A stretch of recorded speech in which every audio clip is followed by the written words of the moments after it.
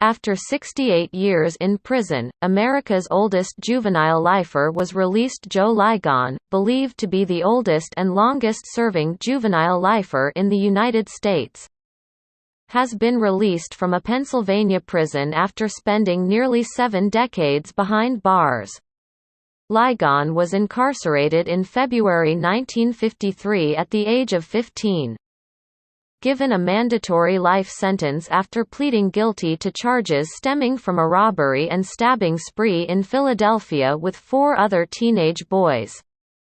The crime left 6 people wounded and 2 people, identified by the Philadelphia Inquirer as Charles Pitts and Jackson Ham, dead.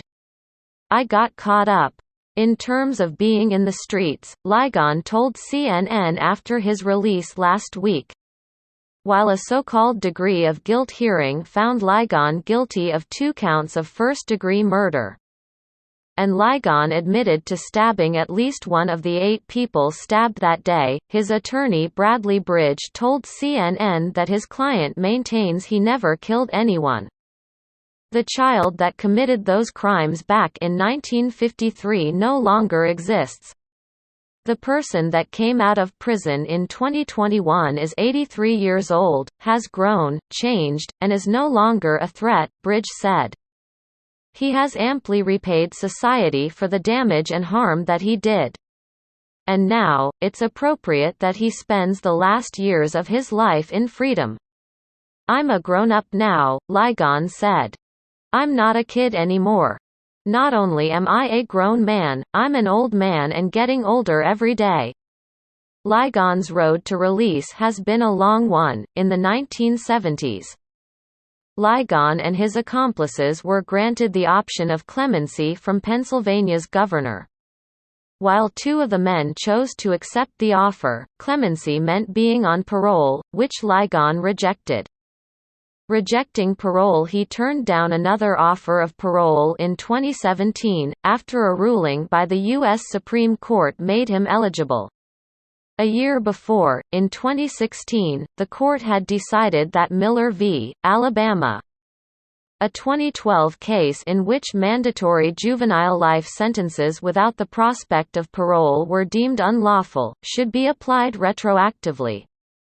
The decision effectively resentenced Lygon to 35 years to life, and made him eligible for parole since he had been in prison for over 60 years. But Lygon rejected the offer again, stating parole would not grant him the freedom he desired after decades in prison. The state parole board presumably would have released him, but on condition that he would be under their supervision for the rest of his life, Bridge said.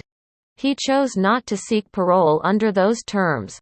Bridge, who has represented Lygon for 15 years now, ultimately argued that a mandatory life sentence for a crime Lygon committed as a juvenile was unconstitutional.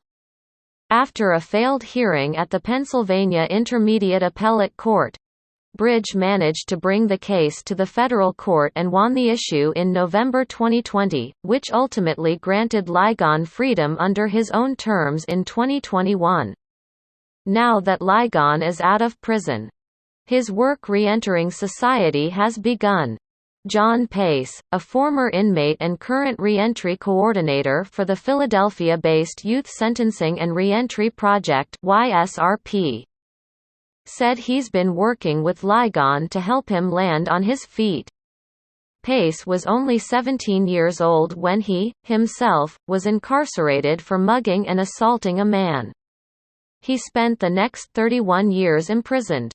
After being released, Pace said he felt a sort of sickness after suddenly being exposed to his new reality. Entering a new world, you're in a prison environment where there's not a lot of stimulation. You're not allowed to have contact with people. Your interactions are very limited. And so, there's not a lot of stimulation, said Pace. So now you come out of prison, and just imagine all this. You can do what you want now. And what do you do with that?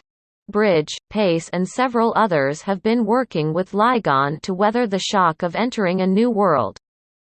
This included finding Lygon housing via domiciliary care. where he has been living with a Philadelphia family that has played a role in assisting in the re-entry process. There will always be people who think Joe should be in jail for the rest of his life. Pace said. Joe has control over how he demonstrates who he is today. And he hopes that's enough to help other people realize how he's trying to help other people use better judgment. Lygon said he wanted others to learn from his experience. I'm really looking forward to pleasing people and help people the way they're helping me, Lygon said, adding, meeting some of the younger generation, with some of the older generation, and some of the reporters, to share some of my story. Asked what it was like to be back in the world a day and a half after his release, Lygon had this to say, "Beautiful," he said. Beautiful. Animals are freezing to death at this sanctuary in Texas. The Texas deep freeze is causing casualties among humans and animals alike. After rolling power outages plunged much of the state into darkness early this week, animals at the San Antonio primarily primates sanctuary froze to death in the winter weather. Among the casualties were a chimpanzee, many monkeys, some lemurs and countless birds. I never, ever thought my office would turn into a morgue, but it has, Brooke Chavez, executive director of Primarily Primates, told the San Antonio Express News. Chavez said she won't know how many animals have died until the storm subsides, and forecasts have predicted more winter weather through Friday. The sanctuary must decide which animals it can save after the power went out early Monday. Chavez and her team of 12 sprang to action. They began gathering generators, space heaters, propane tanks and blankets to keep their 400 animals warm, the San Antonio Express News reported. But as temperatures plummeted further, the plan moved from preservation to evacuation. I've never faced a decision like this, Chavez told the newspaper. Having to decide who we can save, depending on the predictability of which animals we can catch. It was while mobilizing for transport that the team began to find dead animals. Someone asked me how many animals have died. I don't know yet, Chavez said. I know we lost lots of monkeys, lemurs and tropical birds. Still, many of the sanctuary's residents were evacuated. Some went to the San Antonio Zoo and a sanctuary near the Oklahoma border. Others went to the homes of volunteers. Chimpanzees remain at the sanctuary, 33 of them, after proving difficult to transport, according to the Express News. Primarily Primates continues to ask for donations on its Facebook page. The freeze, and the tragedies, continue. Texas's deep freeze is not over. The electric grid for most of the state has ordered more power cuts to maintain the grid, and Austin Energy has notified its customers of outages through Wednesday, possibly even longer. The storm sweeping Texas is dangerous not only for its cold temperatures, but for the length of the cold without reprieve. Continuous freezing temperatures don't allow houses and buildings to warm up naturally, and without power, Texans are forced to improvise for warmth. Many have turned to heating sources like stoves, generators, and even their cars, causing carbon monoxide poisonings to spike, CNN affiliate KTRK-TV reported. Tragedies continue and death tolls rise as the state braces for more extreme weather. More than 3 million Texans remained without power on Wednesday. World's oldest DNA sequenced from a mammoth that lived more than 1 million years ago. A tooth from a mammoth that roamed the Siberian steppe more than 1 million years ago has yielded the world's oldest DNA sequence. It's the first time that DNA has been recovered from animal remains more than 1 million years old. Previously, the most ancient DNA sample was from a horse that lived between 560,000 and 780,000 years ago. The information recovered from this giant of the Ice Age reveals how mammoths evolved and adapted to life in a cold climate. It also may show a previously unknown species of mammoth. This DNA is incredibly old. The samples are 1,000 times older than Viking remains and even predate the existence of humans and Neanderthals, said Lygon, a professor of evolutionary genetics at the Center for Paleogenetics in Stockholm. An international team of researchers was able to isolate DNA from molars from 3 separate mammoths collected from the Siberian permafrost in the 1970s. They dated the teeth using geological data and by analyzing the DNA. The research published in the journal Nature on Wednesday. The oldest mammoth tooth dated back to between 1.2 million and 1.65 million years ago. The younger estimate comes from a method known as biostratigraphy, where scientists assess the presence of small rodents found in the layers of sediment, species that only existed during certain time periods. They also measured what's called the paleomagnetism of rock and sediment at the site. This method uses the orientation of Earth's magnetic field, which has changed through time and leaves traces in magnetic minerals in the rock to determine ages for fossils and rocks. The older estimate comes from the genome the researchers recovered.